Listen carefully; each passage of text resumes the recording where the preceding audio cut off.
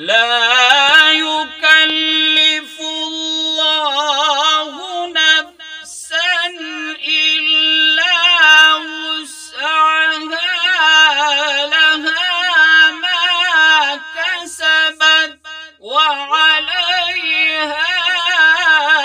ما اكتسبت.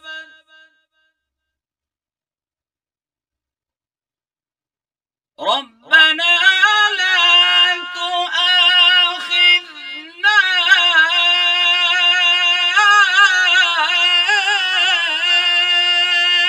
إن نسينا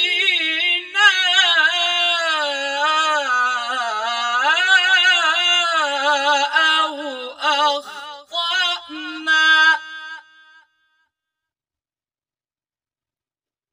ربنا ولا تحمل علينا